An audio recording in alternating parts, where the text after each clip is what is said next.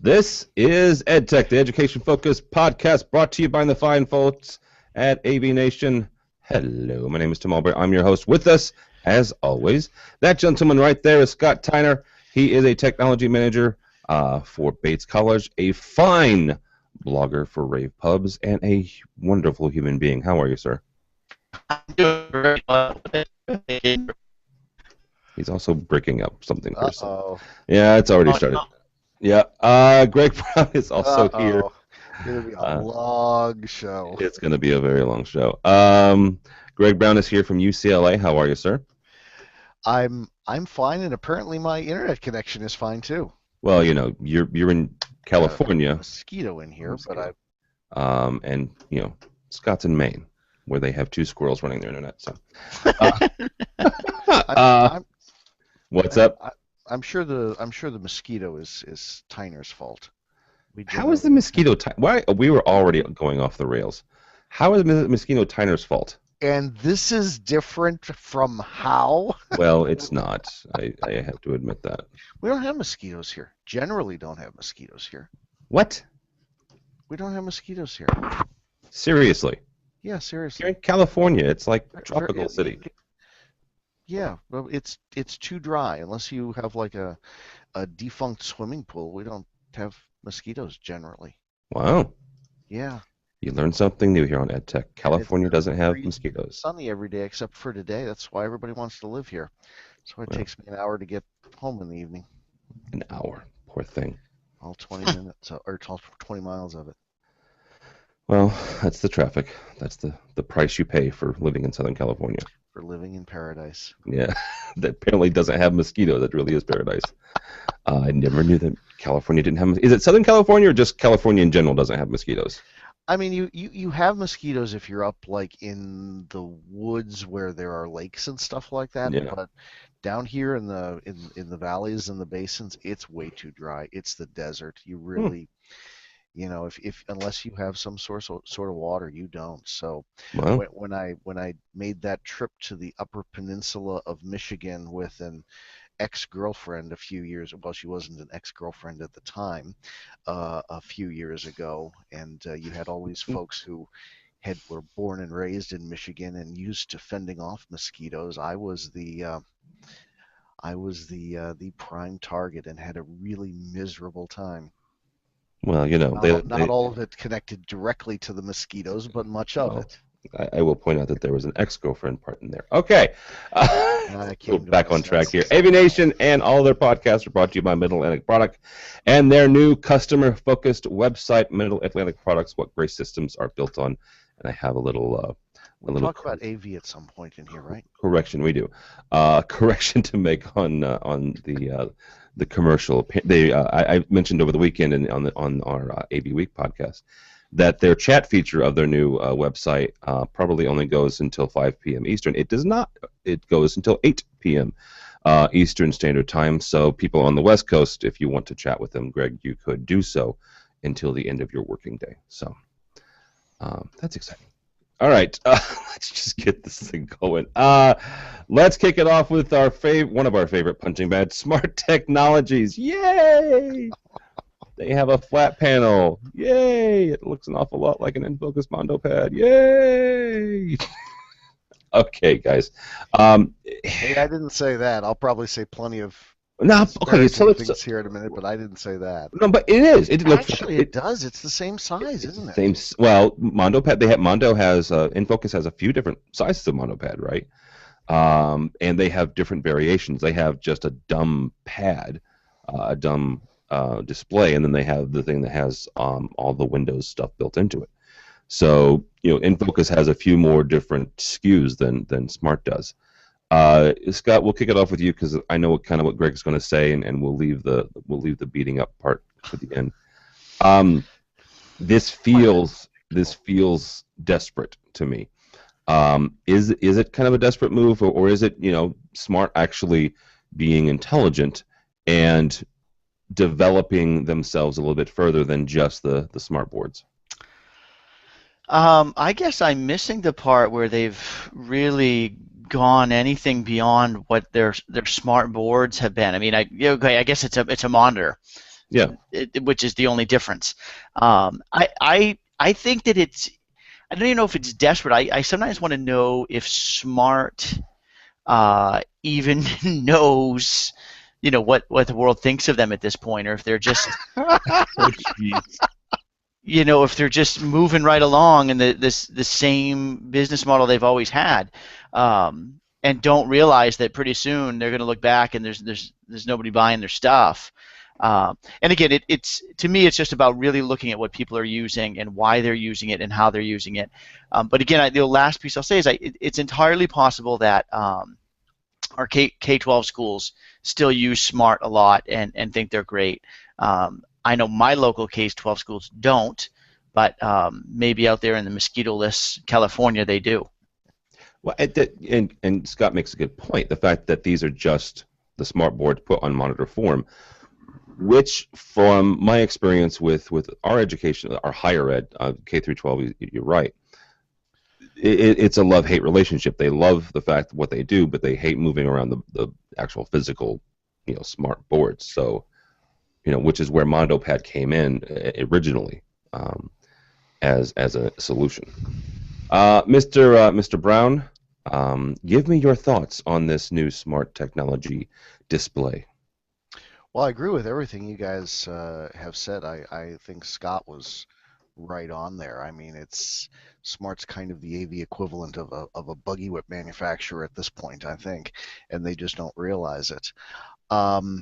Personally, I think Smart could at this point come up with something that doubled my paycheck and cut my workload in half, and I would have serious reservations about recommending them to anybody.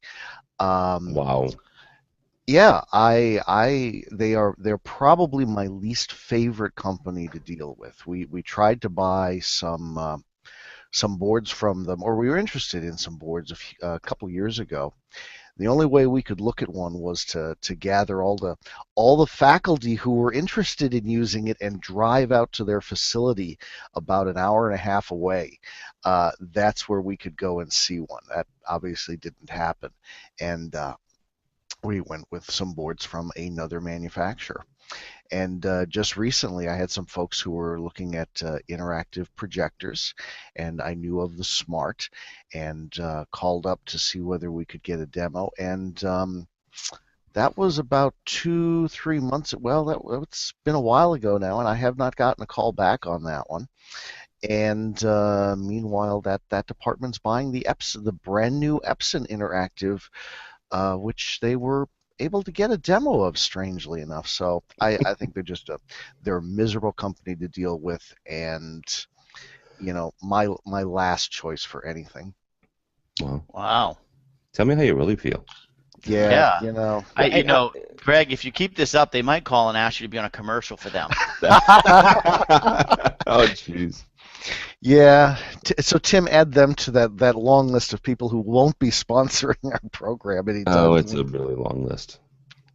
Yeah, they're at the top, I guess. Well, and honestly, in all seriousness, it kind of goes back to a conversation we've had a couple different times, and both of you have written about this in the last month or so about the customer experience and about servicing the technology managers and honestly the true end users of this product. Because you can go by all the integrators in the world, right? If the technology manager doesn't specify your product, if they don't like dealing with your customer service at the end of the day, you're not going to get on the bid spec, right? Absolutely. And the other thing you got to realize with products like this, like with either an interactive whiteboard or an interactive projector, you're talking about something that the faculty is going to interface with on a pretty personal level. I know we're going to start giggling here in a minute, probably, but I mean that's a very first-hand interactive experience. It's not like video projectors where resolution, brightness, it kind of boils down to really basic sort of stuff. The faculty is going to want to use these things and try out these things and see exactly how they work and how they feel about using them. And unless you get a few people in a meeting who have done that, your product is never going to be specified. I mean, maybe You know, there a whole lot of things on the K through 12 level are done by, you know, somebody in the administration somewhere specifying it, and so it gets rolled out to the entire school district. Maybe this has been their salvation for all these years. But you can only Yeah. do that. Go ahead, Scott. No, I think that's what it is, and I think that's why it's still K-12. Because I think the other piece about coming and showing you the product is that they then get to hear your reaction to it, and so Mm-hmm. they can make a better product. Yes, right. And they don't seem to be doing that. What they are doing is that every time it comes out, the product is just more software heavy and overloaded. And we are now actually taking our symposiums out of classrooms that we had them in, because they're too expensive and nobody uses them. Yeah, and you're right about the bloated software. I mean, it takes more and more resources every time. So, all right, guys, let's talk about another one of our. I shouldn't poke this because I actually do like a lot of Extron's products. This is their XTP 90-degree HDMI connector for wall-mounted displays. Here's the thingy that makes this special. I'm showing this in the video. Do you see this part right here? That's a freaking HDMI connector that doesn't stick out from the wall, right? So when you plug in the freaking HDMI connector, it's not a trip hazard, or at least not as much. So they have that. They also have this new thing they're rolling out, which is their pro level control. Now, Greg, I know you've done a fair amount of Extron in the past. All three of us in our our respective institutions have done a number of Crestron control systems. The fact that Extron is moving to a pro level control, and actually they're rolling out an independent control program similar to Crestron CSP and AMX's independent control programmer. Does that make us want to, or make you guys want to, at least give Extron another shot when it comes to control, or is it the fact that you've already got all these other rooms, built around Crestron? You're not really that apt to move back to Extron. Greg, we'll start with you since you're geographically closer to Extron. Yeah, they know where I live, although there is no blue helicopter out there at the moment, so don't tell anybody I said this. But one of my I like the direction they're. Okay, the little HTML thing, love it. Extron is one of my favorite companies when they're doing neat, useful, innovative stuff, which they spend part of their time doing.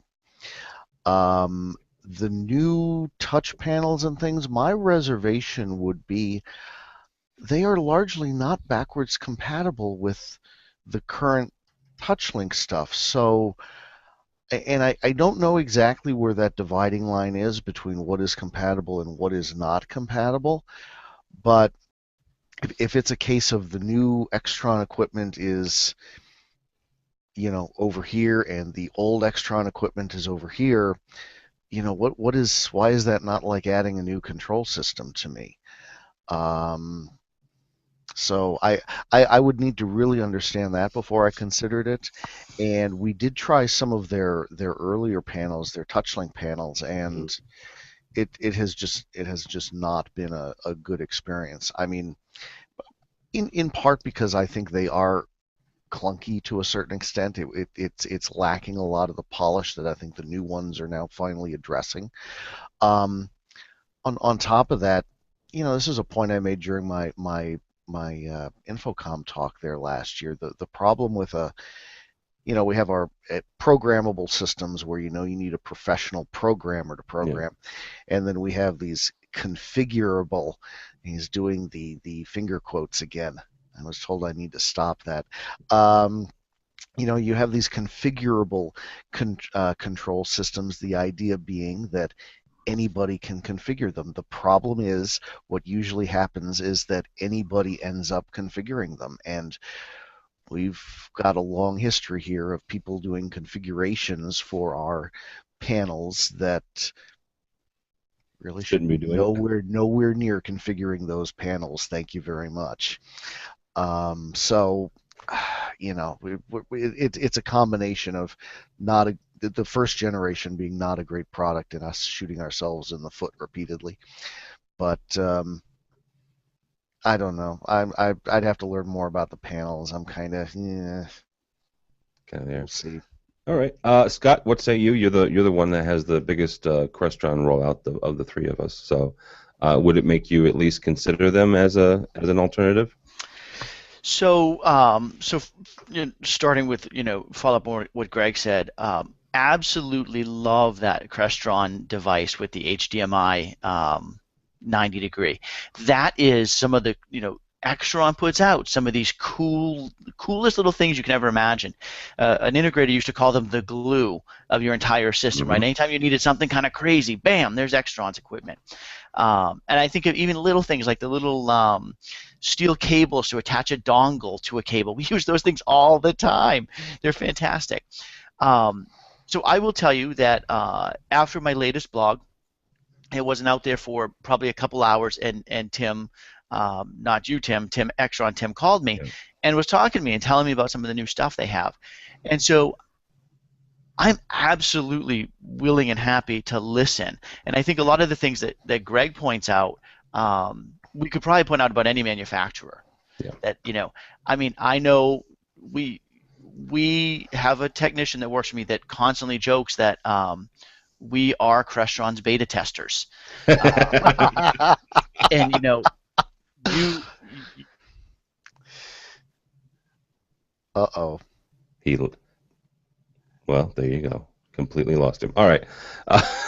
We'll wait. Well, that was exciting. It was. It was very exciting. Actually, he mentioned getting a call by Tim at Extron. About an hour after he got off his call with Tyner, he called me. Wow. So both of you got calls from Mr. Yeah. So I told Scott if he uses my name again in one of his essays, I'm going to kill him. Well, I will say this. Tim is a good guy. I've known Tim for a lot of years, and he is a real good, real smart. When it comes to education, he knows his stuff. But yeah, sometimes those conversations can get very interesting. But here's the thing. One thing I will say about Extron. Yes, we poke fun at them because of some of their management decisions and the fact that they're still not exhibiting at Infocom. But they listen. Right, and you may not agree necessarily when it comes to some of the products they come out with, but you know what? Those have come out of conversations they've had with Tyner and with you and with used to be me, but with technology managers. And that was one of the cool things is when you go out to Extron training, whether it's in Anaheim or it's in Chicago or Texas or wherever, one of the things that's really neat is inevitably part of the educational experience is having either their engineers or someone that is a representative from Extron sitting down and saying, okay, what can we make for you, right? How can we make this product better? What is it that we can do to make our products or the experience better? And a lot of times they'll come up with stuff. I mean, the pole vault system was a direct derivative of conversations they had. And if you're not familiar with the pole vault system, it's one product number and it gives you it's an Olympic event, right? That's an Olympic event, isn't it? Yes, it's an Olympic event. Jeez. Mr. Tyner is back. So I hear laughing. He must be back. He is back. I just disappeared for a minute. That's how I roll. The last thing I was going to say to the hamster, right? about Extron is so I'm willing to listen. And I think it's what Tim sounds like what he was saying when I was gone is if they're willing to listen, right? If they can come in and hear what I need to do, don't come in here and sell me your product and tell me what everybody else is doing. Come in and listen to what I'm doing, and if your product can do that, awesome. I still think they should be at the show. That's a long old story. Yeah, No, and I don't disagree with you. I don't disagree with you at all. That's one thing that we have. When I've talked to Tim about it and others at Extron, I still question them because there's value there. I disagree with Mr. Edwards' assessment that nobody goes to trade shows anymore because they do. Last year Infocom had their biggest ever, and it was in Orlando, which is typically the smaller of the two. And it's only getting bigger. ISC exceeded their previous years attendance numbers, so people do go, and there's value there. But Well, but don't you think though that Extron has some marketing people looking at this? Don't you think that they're studying to see if some of their market has changed over the past 2 years? Yeah, possibly. I don't want to get into all the rumors, but it smacks of something far more selfish than that. Because look, by not being at the show, many of us don't have the same access to the training that we did when they were actually there and doing training, and you don't have Extron folks who are in some of these classes with, face it, all the people who are our smartest and most intellectual folks in the AV world are doing presentations there at the show. You don't have Extron folks in those sessions anymore. Yeah. It's like they don't need the show, regardless of what went on. That smacks of just something far too selfish, I think, to really be a smart decision. Well, and to Greg's point, when it comes to missing a segment of the industry, I have a lot of friends at both Crestron and AMX and Aurora and other places like that. Really smart, really great folks. Extron does belong in that conversation, and the fact that they have removed themselves from it, like Greg says, they're not presenting, they're not educating, and you can't do a class if you're not exhibiting it at Infocom. So they have taken themselves out of the educational experience. Granted, it's for 1 week. Yes, you can go to Anaheim. Yes, you can go to their other educational places. But for some people, they get one trip a year, right? And you've got to make the most use of your time and your money. And honestly, Infocom would be a better use because you get a broader experience than just going to one manufacturer's training.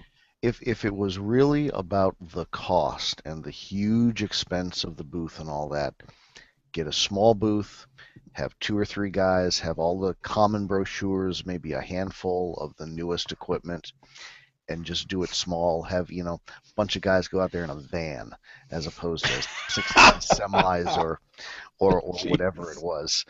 That would have been decreasing the cost of the show, not seeing it as a good investment of money, but still being able to maintain that providing the education and receiving the education.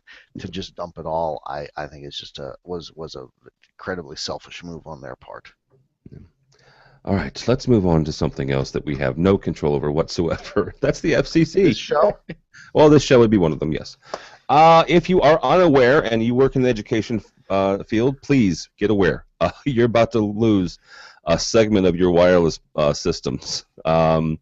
Yes, we went through this a couple years ago, if you remember. So now you're going to lose some more. When it comes to wireless systems, and I have one of my dearest friends, Michael Drainer, works for Sennheiser, and so he and I have talked about this quite a bit over the last 6 months. When it comes to stuff like this, Greg, is this something where you guys are watching? Is it just one of those things where, oh, hey, by the way, one day you're gonna wake up and you're gonna find somebody's cell phone on one of your wireless systems? Is it a big deal for education, or is it not as big a deal as I think it is? It's a big deal. It hasn't, knock on wood, it hasn't been as or fine laminate. It hasn't been as big of a deal as I thought it would be. We were caught up in that last change and tossed out 100 and some odd 800. We were up like in the 870 or 880 megahertz diversity wireless systems, to the tune of The 700 megahertz. Ours, yeah, they were in that band. Ours were literally up in like the 880s or something like that. Okay. So we tossed out, over 100 systems, and we rolled out these, which are I think we're down in the 650s, 660s. We're right in the middle of sandwiched in between some of the TV stations now, and I thought we would have more trouble than we have. I mean, Los Angeles is kind of a high RF environment, but we've been okay. We get interference from random things occasionally. Usually it's on a room by room basis, and if it happens more than a time or two, we've been able to switch frequencies, and so it hasn't been insurmountable. But the nice thing about this is that it sounds like the FCC has finally come to realize that there are people with wireless microphones. This is apparently a new concept to them, and they've acknowledged the existence of those of us who are using these little bands in between like TV stations, that they were ready to move all the TV stations again and auction off the whole spectrum. And they seem to know about us. Whether that'll save us, I think the jury is still out on that, but it's sounding a little bit more positive than it has in a very long time. This was sounding just like, this was round two of the same song and dance all over again. So Yeah. this sounds a little bit more positive. We'll see how it works out. Yeah, Scott, with the fact that a few years ago we lost the 700, now we're going to lose eventually the 600 megahertz band. But the proposal rules are the proposed plan is we can still use it until the new owners take up and start using it extensively. Is this a good thing? Is this the FCC, at least like Greg says, acknowledging the fact that hey, there's people using this wireless space currently? Yeah, it makes you wonder why they are not able to set out a 15, 20-year plan so that we know what's going on. It's great that they let us keep using it. Here's what I think. I'd be willing to wager that somewhere between 50% to 60% of tech managers never even changed out their microphones the first time. Oh yeah, there's that. Yeah, that there's just Yeah, that I've heard that. it's education. It's think of all those microphones that are out there in schools. Like Greg said, particularly now that we're doing class capture and all kinds of stuff in our rooms. There's just thousands of microphones, and there are people. I understand it enough to know I've got to get rid of microphones that were made before this date in this band. But when you start talking about TV stations are on this band and cell phones are on that band, I don't actually get all of that. And so for me, so then there's people that don't even, all those poor people that don't listen to AV Nation, that don't even know that 4 years ago they were supposed to get rid of a bunch of microphones. I think that's the 800 megahertz band is going away. Yeah, What? I think that's the bigger issue, is that it's how do you get this information out to people and have them really understand what it means and what they need to do. Go ahead, There's Greg. no RF in Maine, is there? It's interesting. We've got all kinds of weird issues, and part of it is because Lewiston is somewhat of a small town. We have an ambulance service on one side of us, two hospitals on another side of us, and so there's all kinds of radio traffic going on all around us all the time. We run into some really weird RF issues with microphones on our campus that we have not always been able to explain, but have at times made us Scratch your head and go. Well, I'm trying to think of a nice way of saying has scared us when you're sitting in a room and some very loud noise comes over the speakers out of the blue. Nice. Yeah, we've gotten that too. I think some of that is actually cell phones Mm-hmm. and things like that. You get the instructor who's like pounding on the media equipment because it keeps making strange noises, and they're standing there with their cell phone ringing. It's like, Yeah. Mm-hmm. point A, point B. Let's draw the little dotted line in between them here.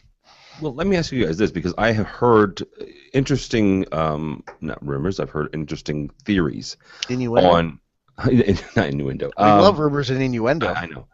But it's a way around this whole megahertz thing in general. right? It's everything from lasers to, oddly enough, IR, wireless mic systems, and things that possibly might even tap into cell phone technology. Are we going to get to a point? I mean, where is this going to end up? Because the FCC has proven the fact that they really like $2 and $3 billion for these spectrums. So, are we going to need to just say, you know what, let's chuck the entire wireless system and do something different, or just do wired? What's the alternative? There really isn't an alternative yet. I mean, you mentioned IR, and hello, all of my hearing assist systems are infrared. Yeah. So, yeah, that's a good possibility. There's another coordination of frequencies things. Yeah, but the FCC doesn't know about that one, so don't tell them. Yeah, they haven't heard of light yet, thank God. Oh goodness! All right, we're gonna take a quick break here and talk about our buddies over at Middle Atlantic. They have a brand spanking new website. Middle Atlantic is the sponsor of all of our AV Nation podcasts. Check them out if you want. Huh? We like Middle Atlantic. We like Middle Atlantic. I just hope that LeGrand doesn't screw up their webpage. No, it's a new pretty webpage. But anyhow, so they've got a new webpage. It's more customer focused. All sorts of stuff. A live chat feature that lets you talk to people from 8 a.m. to 8 p.m. Eastern time. So Greg, you can talk to them as well as Scott and I can. So there you go. Does it need to be about Mid-Atlantic, or can it be hey guys, cold day here in Maine today. Well, Maine, New Jersey, they're right next door, aren't they? Gotta have this. You would have different weather? Huh? No, they'd have different weather. Are you kidding me? That's a silly question. It's probably just ask them what it is. You can talk to them about sports, I'm sure. Right. Yeah. Now the Bruins are done. I don't want to talk about sports. I'm sorry. The Blues have been done for quite a while. We could talk about hockey. We can talk about hockey, but not right now. They've got. I'm trying to get this. My joke around here in the office is I follow hockey and auto racing. There is no one for me to talk sports with. I'm sorry. Auto racing's not a sport, so it's not. Oh, yeah. There goes all of our southern listeners. They've got a section that demonstrates all sorts of different solutions: commercial AV, broadcast, residential AV, security, structured cabling, all sorts of stuff. We're still talking about Middle Atlantic. We are still talking about Middle Atlantic. At least I'm attempting to. Got videos. I've tried to use their credenzas in a project just recently. I love their credenzas. I do love their credenzas. Hey, Greg, I think he's trying to get through a. No, he's fine. I like their credenzas. I love their credenzas. I actually wish that we were still. Tyner, why would we change the show at this point? And actually introduce production values and some level of sanity and smoothness and going from that point A to point B in some sort of straight line without various rabbit trails and tangents leading. See, this is the part where I play for potential advertisers the entertainment fact of aviation. Well, I'm just laughing as Tim keeps putting up this website. Then Greg talks and the website goes away, and Tim's like, "Get the website back up." That's fine. That's fine. All right, go by the website if you would, please, middleatlantic.com and their new customer-focused website. Check out the chat feature. Ask them what the weather's like in Jersey and let us know. Middleatlantic.com. Middle Atlantic Products, what great systems are built on. Good night. Like Middle Atlantic, even if we talk over there. I can't charge them for that one at all. NEC. Let's talk about some projectors for a couple minutes. Both NEC and ASK Proxima. NEC, new 6200 lumen, woohoo, with built-in HD base T. So, HD base T, AVB, these other little possible HD video over twisted pair solutions. I hesitate saying Cat 5, but Cat 5 is kind of the ubiquitous term we'll use. Scott, when it comes to stuff like this, where is this going to end up? Are we going to have, a projector, whether it's NEC or ASK or Panasonic or whoever, with like 4 or 5 different RJ45 jacks on the back. You plug in this one for ABB, this one for HD-Base-T, this one for Crestnet, this one for Extron's version and AMX's version. Are we going to get to some sort of agreement here on a standard that we all can agree on, and just one RJ45 for network and everything? I don't know why they'd want to come to a standard, to be frank. I don't know why these companies would want to. Obviously the projector manufacturers would like to, because you'd be able to say we can accept any of the control system manufacturers' equipment. But whether you're Crestron, AMX, Extron, Kramer, by going towards those standards, you're saying you can use anybody's equipment here, and I don't really see the benefit to those companies in that. I think the future, and I don't know when we get there, is going to be Ethernet. As we will come to know Ethernet, there'll be a network connection, and everything will get transferred via that network connection. I think HD-Base-T will continue to be around for more years until we get that done. But I think we're still in a place where we're not really sure yet what the full standard's going to be. I talked to a company the other day that is essentially doing streaming over the internet from appliance to appliance, or not over the internet but over your network. It seems to be working pretty well. So I think that's definitely the place we're going. It's just like you said, what does it look like? I'm not sure. Greg, what does it look like at the end of the day? Is Scott right? And you are right, Scott, by the way, when it comes to the projector manufacturer would love a single one, because then they only have to accommodate one. Or when they're making their business decision, they don't have to get in one camp or another. This is not HD, DVD, and Blu-ray. They can just kind of do one. Mr. Brown, where are we going with this whole video over internet thing?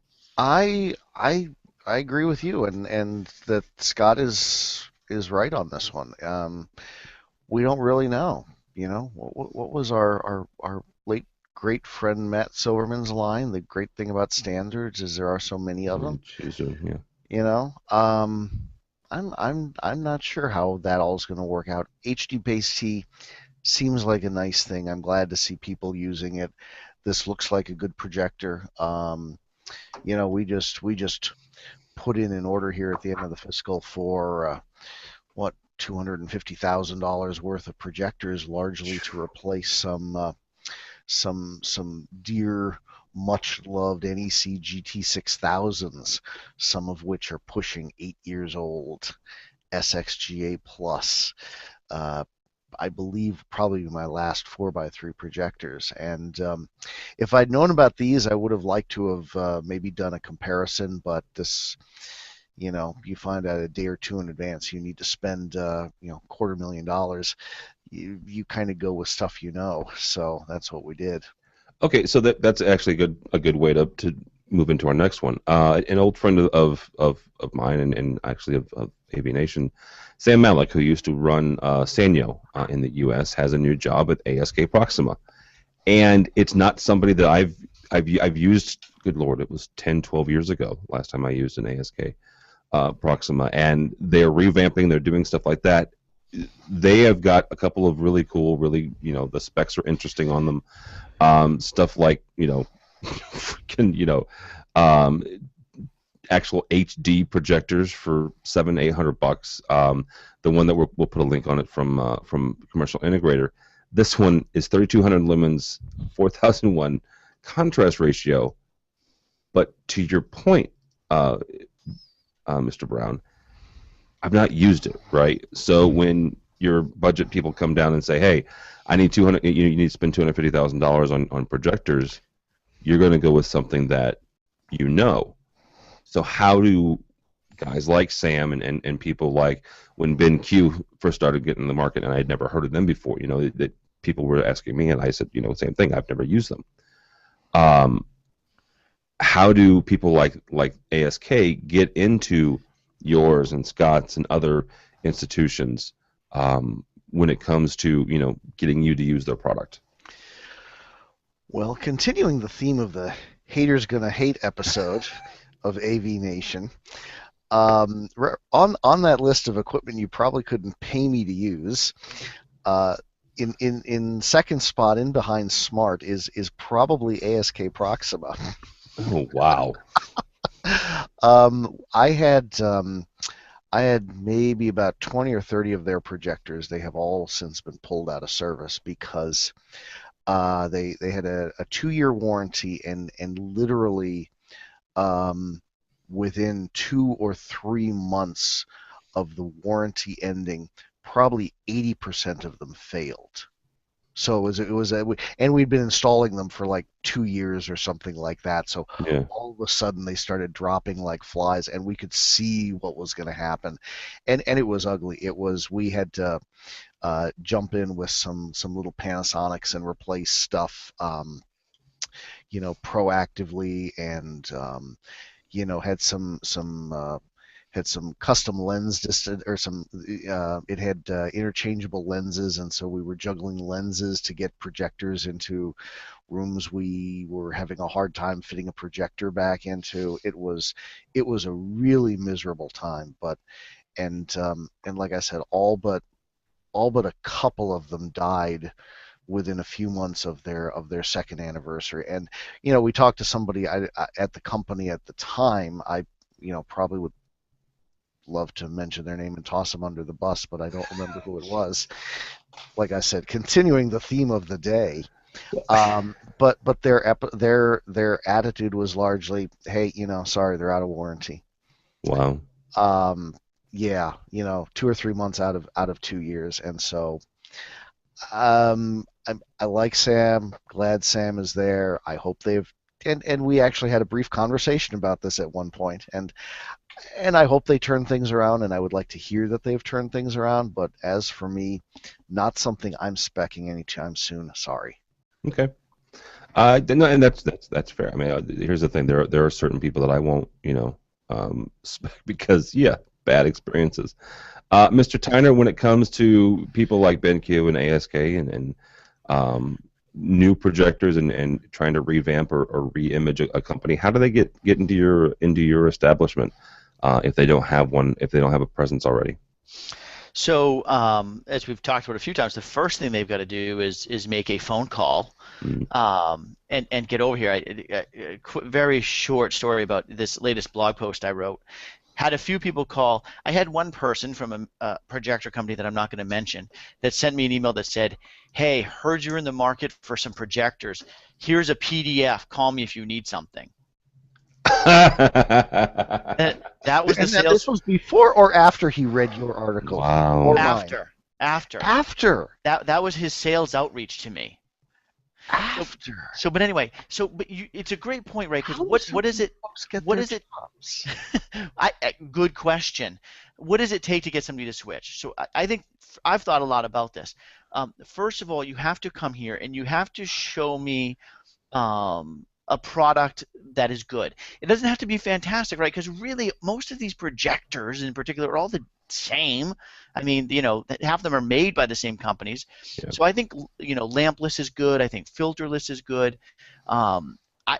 Cost and warranty, are important, but I'm not going to switch projector manufacturers to save $50 on a projector. So, but Greg hit on it, right? Customer service. If you can somehow show me that your customer service is top notch, and you can give me references that are going to show, you call and you don't go through 45 minutes of talking to level 1 tech, convincing them that you know what the problem is, that's going to be huge for me, because that's a major waste of my time is waiting, to get asked ridiculous questions like, is it plugged in, is it turned on, stuff like that. And then beyond that, and I don't even know if this makes any sense to companies out there, but if you walked in here tomorrow and wanted me to use a ASK Proxima, you might have to leave one with me for a few months. Let me put one up in a classroom and see see what happens, see how it works with my systems and my programming. Um, and you got to, I don't have to keep, you can come get it when you're done, when I'm done with it. But I think that you might have to do After the that. Super Bowl is over. Yeah, you have to make a real effort, because saving $25 or getting one extra year in a warranty is not going to make me go with something I don't know, even if what I've, it's like, the devil is Yes. worse than the devil you don't. I've got some issues with the projectors we have, but I know what they are. No, that's a good point. That's a very good point. You were And laughing, Mr. Brown. no, and I agree with everything he said. And these failures we had, these were optical block failures. They were not repairable things. They were, you toss the darn thing out because it is not something you can afford to fix. Nice, very nice. All right, a couple things real quick. First of all, a big, well, they call it a Roomba, architectural Roomba. This sucker lets you print your CADs on the ground, your CAD drawings on the ground. I just thought it was cool, so I don't know. I got nothing on this one. And we are going to wager how much that even if you put the plans on the ground or on the floor in the renovated or the new building, that somebody is not going to find a way to screw up something. No, come on. If you put it on the ground, I mean, what's the likelihood of them screwing that up? They'll put the wall in upside down. All right. All right. Here's something else from this is from Legrand actually. It lets you hide the AV equipment. It's a projector mount that hides the AV equipment. This is nothing new. Extron has a number of these. Everybody has a number of these. My question for you guys is this: really, is that important? Is hiding the equipment from your professors and the faculty important when it comes to installations? I think they're marketing this stuff wrong. Okay. I'm about to use this on a project for not this one specifically, but something similar, for a department here on campus, and it's because we don't have the floor space. It's a little computer room, and between all the little computer tables and the instructor station, you want to put something in, we don't have the room for it. And so these are an alternative to put a lot of stuff that you don't necessarily need to get to that often, someplace other than in a cabinet or in a closet or in another room or something like that. Could you not do like a wall-mounted rack? The room has I wasn't going to go into all this detail, but I just asking. In for a penny, in for a pound. We do have one of those tilt-down Extron cabinets, that has room for a little button panel and a deck and an amplifier. Yeah. They want to put in a whole control system. Oh. A Crestron touch panel control system, and a bunch of wireless mics and a Vadio USB bridge, some cameras. They want to, and so like a full-blown switcher. I got 4 rack spaces and they're taken already. Yeah. And they want to keep the combo deck. Yes, by God, we can't have a room without a combo deck on this campus. It seems. It is 2014, dude. And we are still installing them. I have. Where are you getting them now? Just out of curiosity. Actually, Magnavox and Toshiba still make some crappy little DVD VHS combo decks, and yes, it offends my delicate sensibilities to admit to using them, but sometimes we just sell our souls in this job. So yeah, that's what I'm actually finding them useful for, is getting all this stuff, putting some of this stuff someplace other than, taking up floor space, or my computer wants to restart. That's rather alarming. No, I'm okay. Gosh, that was kind of scary. Because even stuff that tilts down ends up taking up space because it ends up tilted down most of the time. So I think some of the folks are missing, marketing this the right way. Although I was wondering, isn't this a Middle Atlantic product? This is sort of why I mentioned I had my my comment about Legrand earlier. Oh, Um, I isn't this a Middle Atlantic product that is coming out under the Legrand banner, and I hope we don't all of a sudden just suck everything under the Legrand banner and can't find anything to like that anymore, because that's what happened with Raxus. Raxus uh, became part of Chief, and then everything ended up on the Chief webpage, and you couldn't find it anymore. hmm. Well, I hope not, because I like the books that are Mid-Atlantic. So, Yeah. Scott, is this something that's useful, hiding and keeping the equipment out of the way? In general, no. We have our classrooms that have standard podiums. I think that they're very special cases, like Greg just spoke about. We could certainly use them if you were doing some kind of projector in a hallway, or a lobby that you didn't want stuff to be seen. As a tech manager who has a technician and engineer that work for me, I look at this and I go, what that means is when something goes wrong, somebody's got to get a ladder, climb up there, and Oh, reset yeah. that. Yeah.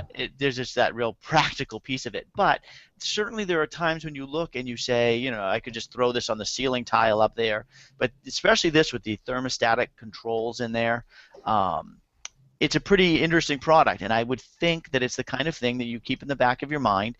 And, once or twice in our environment, I don't know, in larger places, but certainly as a designer that, the work that you do, Tim, it's good to know that such a thing exists, and in certain applications you could use it. Yeah, absolutely.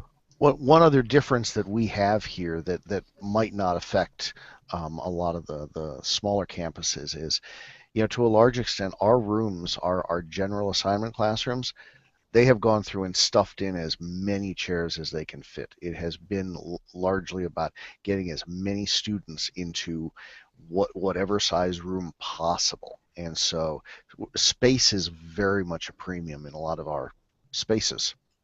Well, I would also imagine, Greg, that in California, you have to pay, obviously, you have to pay more attention to earthquake and safety issues. Yeah. And so, throwing a box up above a suspended ceiling maybe isn't the best thing to do in Maine, but it'll work. Up in California, that's just not going to fly. We can do it. It just there are ways that things have to be braced and tied and stuff like that. Somebody, I don't know whether you guys saw it. Somebody did an article recently that talked about hanging a projector from a odd angled ceiling and ended up with a black iron pipe that must have been the better part of like 15 feet long. Something like that actually would not fly here. Any sort of long hanging sort of thing like that has to be side braced.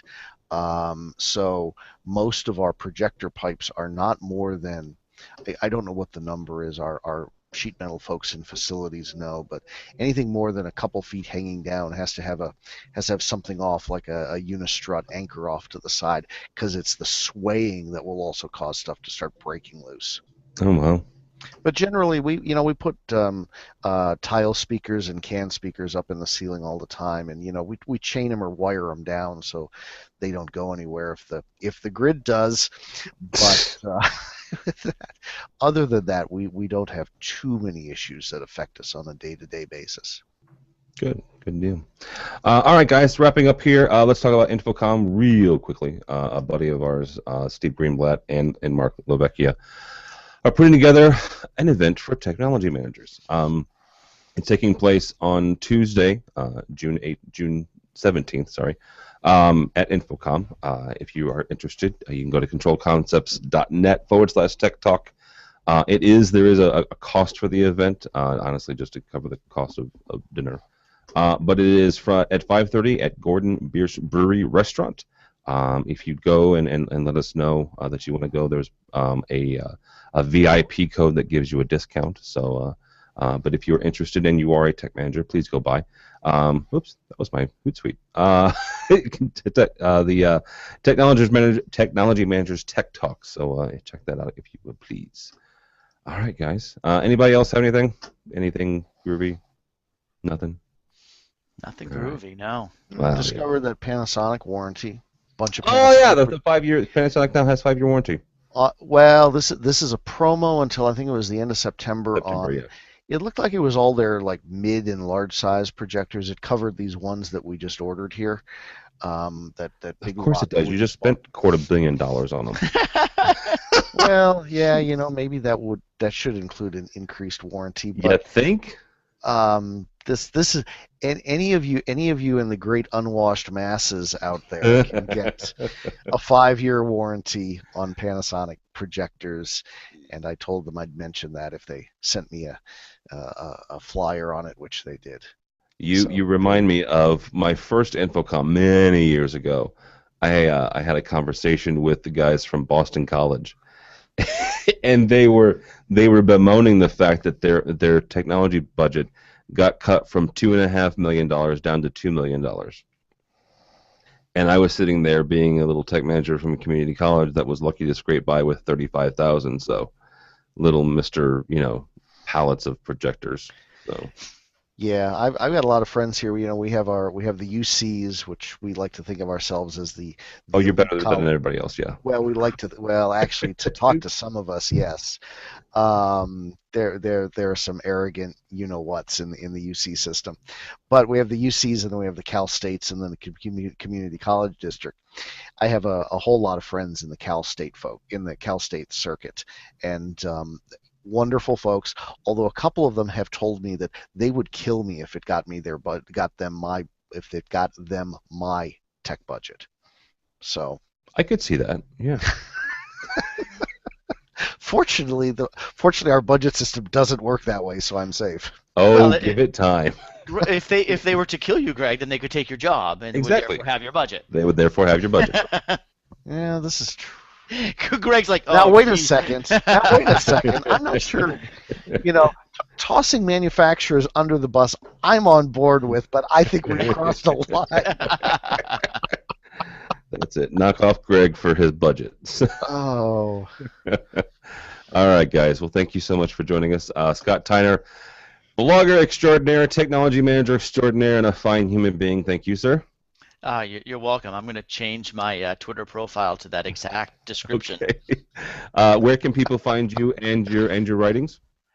Certainly at Rave Pubs. I'm on Twitter often at STyner and LinkedIn, although I'm not quite as active in LinkedIn as our colleague here, Greg Brown.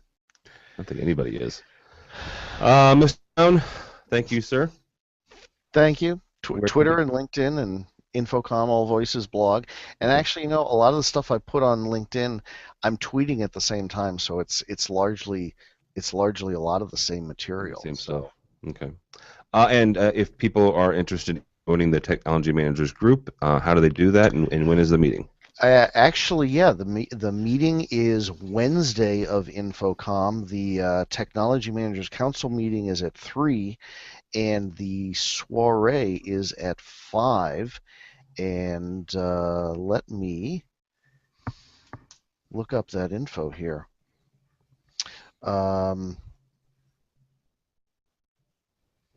Yeah, Wednesday the 18th, the council meeting is from 3 to 5, and if you're not a member of the Technology Managers Council, but you are a technology manager, come to the Technology Managers Mixer. That's Wednesday the 18th from 5 to 6:30 in Pavilion 4 of the LVH. The Mixer. The Mixer. I can't tell if that's a middle school dance or like a nursing home thing. Well, technology managers is probably a little bit of both. All right. Well, if you are not a technology manager and you want to go to a party at the exact same time, because I'm an idiot. Oh, yeah. There's something else going on. Oh, there's always something going on. It's Infocom, dude. I mean, if you don't have 3 things booked at the exact same time, you're not doing it right. We're having a party. AV Nation is hosting the AV Tweeps Tweet Up again. You don't have to be on Twitter to come. Just come by. Enjoy the drinks. Enjoy the food.